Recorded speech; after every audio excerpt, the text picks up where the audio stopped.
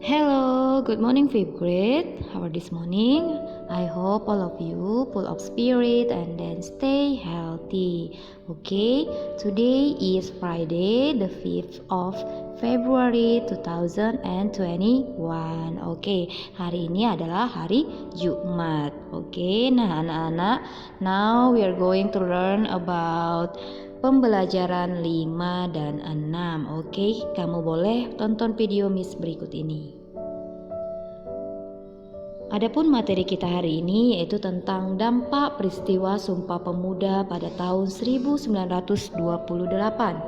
Pada tanggal 28 Oktober 1928, suatu tekad yang sangat penting bagi penguatan konsep wawasan kebangsaan Indonesia telah diikrarkan. Ikrar tersebut merupakan modal yang sangat berharga bagi terbentuknya negara kesatuan. Tekad untuk bersatu dan mengesampingkan alasan-alasan kedaerahan, kesukuan, keturunan, keagamaan, dan golongan. Namun, persatuan itu tetap dalam kerangka saling menghormati dan menghargai perbedaan-perbedaan yang ada. Kesemuanya bersatu padu dan melebur dalam ikrar Sumpah Pemuda, di mana sejak peristiwa Sumpah Pemuda 1928 timbul kebulatan tekad bangsa Indonesia untuk bersatu padu dalam sebuah ikatan kebangsaan. Di mana juga peristiwa Sumpah Pemuda 1928 berpengaruh sangat besar terhadap organisasi pergerakan. Selanjutnya, peristiwa Sumpah Pemuda telah membawa kesadaran dalam diri setiap orang akan pentingnya persatuan dan kesatuan dalam sebuah bangsa. Peristiwa Sumpah Pemuda menegaskan rasa senasib sepenanggungan sebagai satu bangsa. Selanjutnya, di sini anak-anak bisa lihat lagu Indonesia Raya yang diciptakan oleh W.R. Supratman. Lagu kebangsaan Indonesia Raya ini dinyanyikan dengan nada do sama dengan G dengan birama 4/4. Con bravuva artinya lagu tersebut dinyanyikan dengan semangat bergelora. Lagu Indonesia Raya mencerminkan nilai-nilai persatuan di dalamnya karena lagu Indonesia Raya dinyanyikan pertama sekali pada saat Sumpah Pemuda tahun 1928. Nah anak-anak, selanjutnya kita masuk ke perubahan wujud benda. Nah di PB 4 kemarin kita sudah mempelajari perubahan wujud benda yaitu membeku, mencair, dan menguap. Nah hari ini kita masuk melanjutkan perubahan wujud benda yaitu mengembun, menyublim, mengkristal. Nah kita akan bahas satu persatu. Mengembun adalah peristiwa perubahan wujud benda gas menjadi cair. Pada waktu gas mengembun, gas melepaskan kalor karena terjadi penurunan suhu di sekitarnya. Adapun contoh peristiwa yang dapat kamu jumpai pada sehari-hari yaitu peristiwa pengembunan yang terjadi di pagi hari, di mana peristiwa mengembun ini terjadi karena uap air dalam udara menyentuh permukaan seperti permukaan daun atau permukaan lainnya. Nah, di sini anak-anak bisa lihat langsung contohnya pada tumbuhan ini. Nah, di situ sudah ada kamu lihat embun. Kemudian contoh lainnya yaitu adanya titik-titik air di bagian luar gelas yang berisi es. Selanjutnya kita masuk ke menyublim. Menyublim adalah peristiwa perubahan wujud benda padat menjadi benda gas. Contohnya kapur barus yang diletakkan di lemari, maka lama-kelamaan dia akan habis. Selanjutnya kita masuk ke mengkristal. Mengkristal adalah perubahan wujud benda gas menjadi benda padat. Contoh peristiwa perubahan wujud benda dalam mengkristal yaitu proses terbentuknya salju dan juga pembuatan es kering. Nah, selanjutnya coba anak-anak perhatikan diagram perubahan wujud benda berikut. Nah, di sini sudah ada perubahan wujud benda dari padat, cair, dan gas. Di sini dapat kamu lihat perubahan wujud benda dari padat menjadi cair disebut mencair. Kemudian dari cair menjadi padat disebut membeku.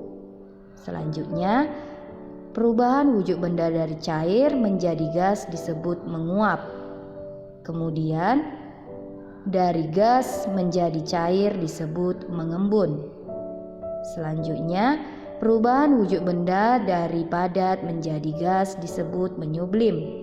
Kemudian, dari padat menjadi gas disebut mengkristal. Nah, inilah dia proses dari perubahan wujud benda, di mana mencair, menguap, dan menyublim itu termasuk menyerap kalor.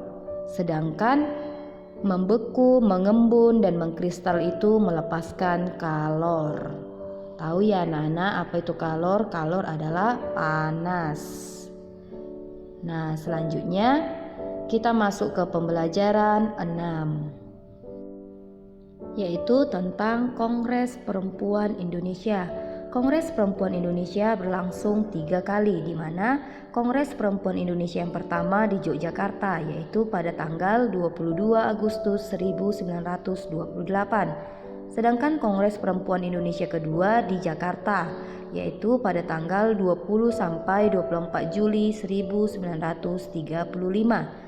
Dan yang ketiga, Kongres Perempuan Indonesia ketiga di Bandung, yaitu pada tanggal 23 sampai 28 Juli 1938. Nah, selanjutnya Kongres Perempuan Indonesia pertama di Yogyakarta, yaitu Kongres ini diikuti berbagai wakil organisasi wanita, diantaranya Nyonya Sukamto, Nyonya Ki Hajar Dewantara, dan Nona Suyatin. Kongres berhasil membentuk Perserikatan Perempuan Indonesia atau PPI. Kongres itu juga berhasil merumuskan tujuan mempersatukan cita-cita dan usaha memajukan wanita Indonesia, serta mengadakan gabungan atau perikatan di antara perkumpulan wanita.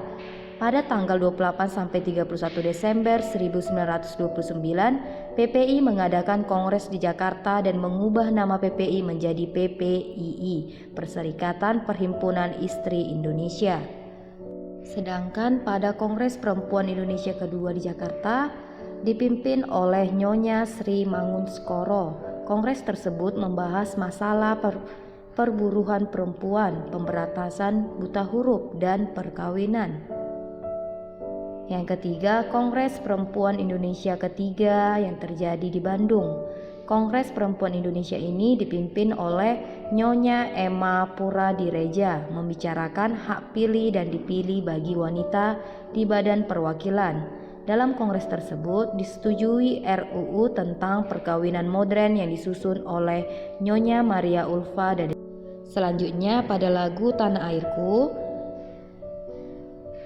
lagu tersebut dinyanyikan dengan nada do sama dengan bass dengan birama 4/4 menggunakan tempo larghetto, artinya lagu tersebut dinyanyikan dengan lambat tetapi lebih cepat daripada largo. Lagu Tanah Airku mencerminkan nilai-nilai cinta tanah air, misalnya pada lirik biarpun saya pergi jauh tidak akan hilang dari kalbu. Ini menunjukkan walaupun warga negara Indonesia pergi jauh dari Indonesia atau keluar negeri, ia akan tetap teringat Indonesia. Juga pada kata-kata tanah air, tanahku yang kucintai engkau kuhargai, menunjukkan kecintaan dan penghargaan yang besar terhadap Indonesia. Jadi, sebagai warga negara Indonesia, sebaiknya kita menumbuhkan kesadaran diri dalam mencintai tanah air. Caranya yaitu dengan belajar dengan tekun dan sungguh-sungguh, merawat dan memelihara fasilitas umum, mematuhi peraturan yang ada, dan juga menumbuhkan rasa bangga terhadap tanah air, dan juga mengembangkan dan melestarikan kebudayaan daerah. Secara terus-menerus diadakan kegiatan pengenalan dan penyebaran budaya nasional kepada masyarakat, dan juga kegiatan penggalian situs-situs bersejarah dan pemeliharaan temuan-temuan sejarah harus senantiasa digalakkan. Pengembangan budaya daerah dan nasional melalui pendidikan dan pengajaran. Senantiasa dikembangkan sikap menghormati kebudayaan sendiri dan kebudayaan daerah lain. Nah, anak-anak, kamu boleh dapat melakukan cara-cara dalam mencintai tanah air kita. Nah, cukup sekian untuk pembelajaran kita hari ini. Miss harap anak-anak bisa membaca bukunya kembali sehingga lebih paham dan lebih mengerti. Oke anak-anak, that's all for today. Thank you.